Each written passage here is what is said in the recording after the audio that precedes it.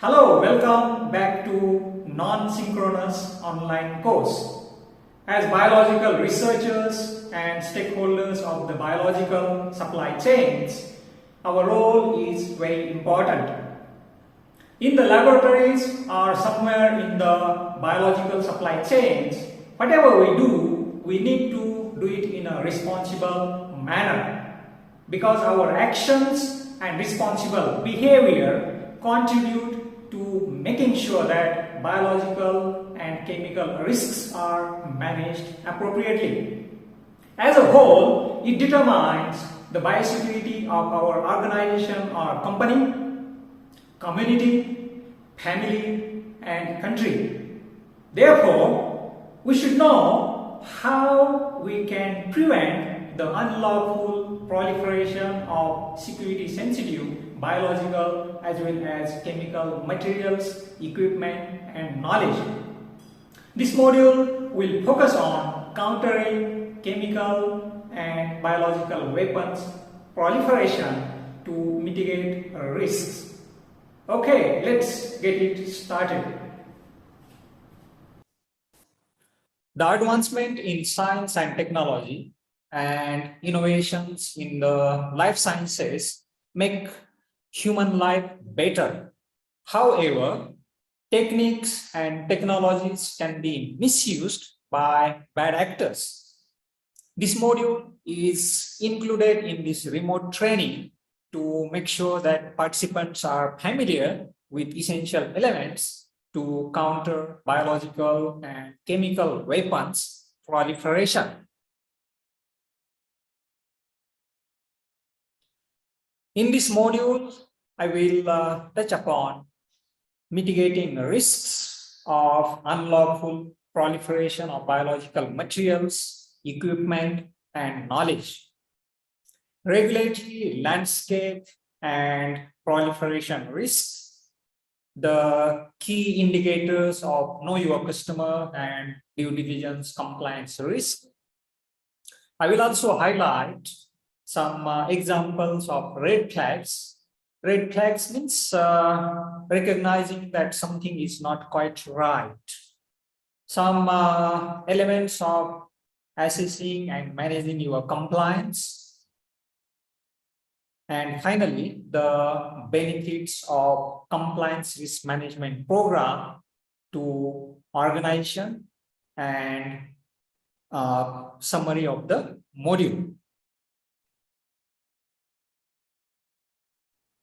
To convince you about the importance of mitigating risks, I want to give you a simple example of a traffic light.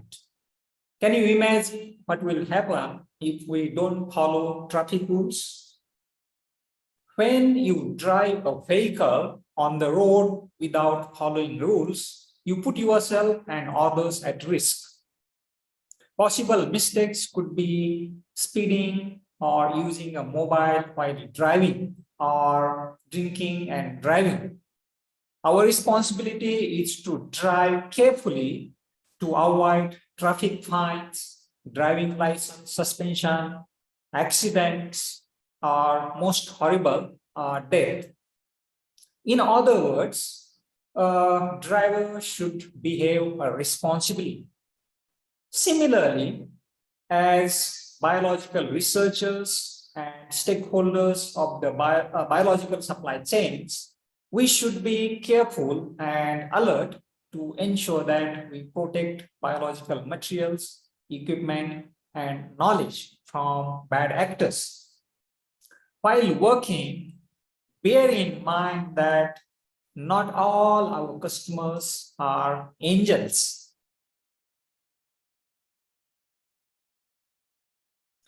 As biological researchers and stakeholders of the biological supply chains, we need to understand the regulatory landscape and the risk of biosecurity sensitive biological materials, equipment, and knowledge proliferation.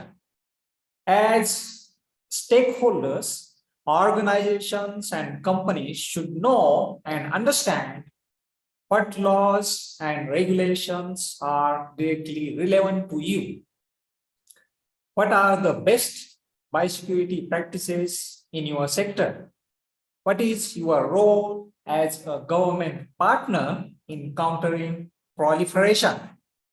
What are the consequences and impact of non-compliance? And where does your organization or company stand in the sense of robust compliance risk management?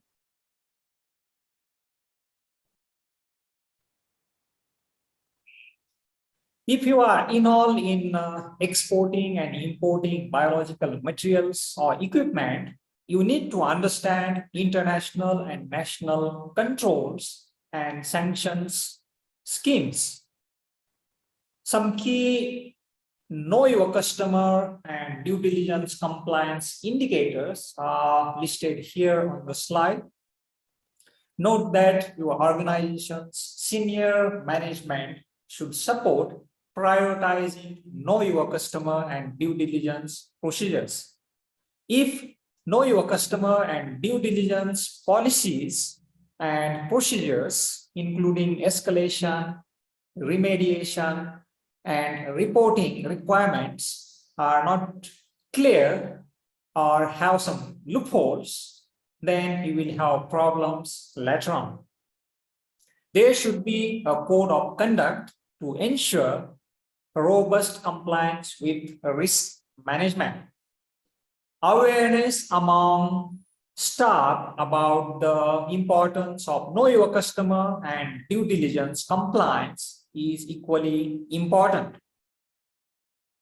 In your organization, if there are no dedicated resources to fulfill know your customer and due diligence requirements, oversight, and audit, then you will have problems.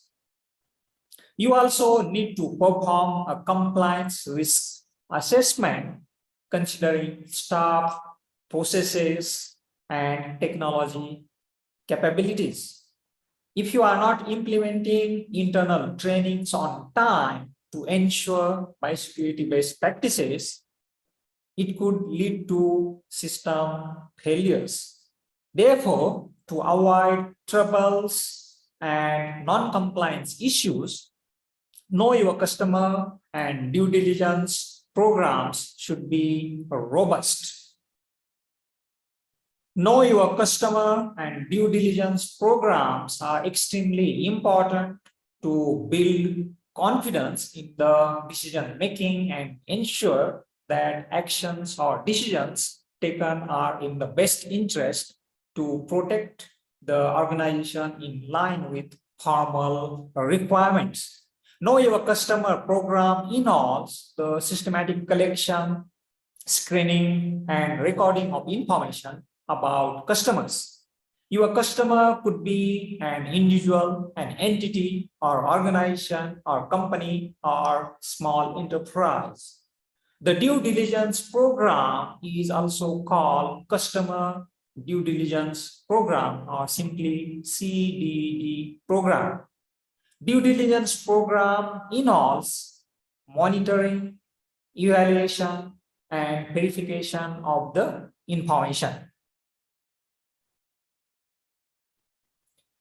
Now, the question is, what type of information should we collect about the customer as a part of the Know Your Customer program? While collecting information about an entity or customer, we should focus on gathering details such as who is the owner of the entity, what modes of payment and financing methods do they use, gather information about their logistics and transport, what is the final destination to deliver the goods, who is the end user, what is end use. All these points are from a broader perspective. However, you can think of collecting additional information that you need to consider. As a part of customer due diligence, you need to monitor, evaluate and verify the essential information in line with the required formalities. As a part of customer due diligence, you need to consider and look into, but not limited to, consolidated export control or screening lists, embargo lists and trade bans, sanctions lists, corporate registries to know about registrations and its subsidiaries, business registries, trade publications, non-governmental organizations or any international organizations publications to get information about corruption indices, information published by media or press, and geolocated data using web mapping tools. These are some examples. You can always consider 360-degree analysis. When you gather and evaluate the information as a part of your know your customer and due diligence programs, you will find the red flags. Some typical examples are listed here. For example, the customer is similar to one of the parties found on national or regional or international lists of denied persons, or its address is similar to one of the parties found on lists of prohibited persons. Other examples include customer is reluctant to offer information about the end use of the item. The customer is willing to pay cash for a very expensive item, or the product's capabilities do not fit the buyer's line of business. For example, it doesn't make a sense if small bakery owner is ordering sophisticated computers. So it's a red flag. If the buyer is evasive and unclear about whether the purchased product is for domestic use, for export, or re-export, then you should dig deeper. The exporter or re-exporter have no procedures in place to assess good forwarders for transshipment. This is also a red flag.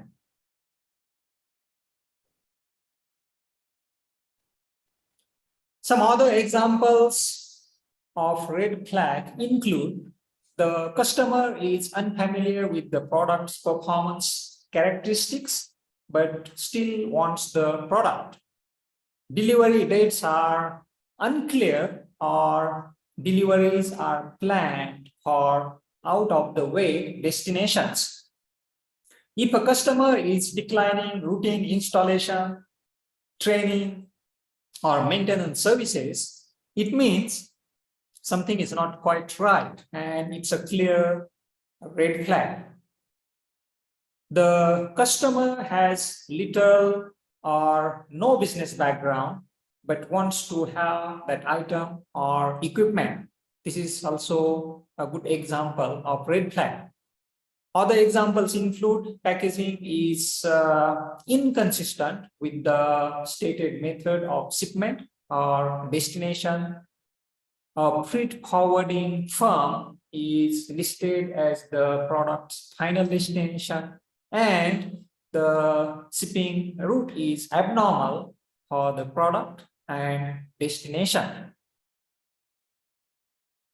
To mitigate the risks, organizations and companies need to assess and manage compliance risk exposure. I want to reiterate that if the Know Your Customer and due diligence program of organizations and companies is not robust enough, then some issues of non-compliance will pop up. So we have to make sure that our Know Your Customer and due diligence programs are strong, because the consequences can be very damaging. Therefore, assess the impact of ignored or unprioritized due diligence programs. You can consider legal, reputational, and operational implications. As a part of assessing and monitoring your compliance risk exposure, you can identify characteristics of key indicators of risk within your organization or with your customers or with your collaborators and third-party suppliers or vendors and managed service providers. We can also determine our organization's compliance risk management posture. We need to consider people, processes, and technology in the process. Now we will see what are the organizational benefits of compliance risk management programs. There are several benefits to the organizations and companies if their compliance risk management programs are efficient and effective. The compliance risk management benefits include improvement in corporate governance, improvement in relationship management and customer service, as well as improvement in stakeholders' satisfaction. Other benefits include reduction in risk of IP theft, insider trade, biosecurity risk, counterparty risk, and credit risk. Furthermore, compliance risk management program helps in improving reputation, attract more capital, increase market share, and contribute to positive nation branding. On top of that, effective compliance risk management program helps in reducing strategic business interruptions and operational disruptions. As a whole, an organization or company becomes more resilient. That's what we want for the organizations and companies' sustainable development. To summarize this module, I want to highlight some important points. Bear in mind that export control laws, relevant regulations, and best practice standards pertaining to dual-use biological and chemical items mandate that organizations evaluate their customers when there are transactions that result in the movement or transport of these items. Remember that government authorities rely on organizations and companies to play their part as responsible partners in countering proliferation. Our organizations and companies know your customer, and customer due diligence programs should be robust to mitigate the risk of penalties that can occur because of non-compliance with international and national trade restrictions. Managing compliance risk by implementing and documenting defensible due diligence processes will reduce opportunities for non-compliance and the likelihood of violations and associated penalties. It will increase predictability across your value and supply chains and create a culture of reporting and sharing near misses and failures to continually improve procedures and increase the reliability of transactions. Understanding the indicators of compliance risk and the impact of non-compliance on our organization or company can facilitate the development of strategy and operational business decisions are used to build and sustain a robust mitigation efforts. Implementing a robust compliance risk management program is essential as it helps in improving enterprise-wide risk governance and becoming a resilient organization. Please bear in mind that compliance risk management is not the same as security risk management. Okay, before I stop, I'm going to ask you one important question. The purpose is to give you a small opportunity to share your thoughts with others. The question is, how can you contribute to boosting the biosecurity in your organization or company? Answering this question is purely optional, but I strongly encourage you to think about what you can do to boost your organization's biosecurity and share your thoughts through the comment section. Thanks for watching. I will see you in the next video. Until then, take care and stay safe.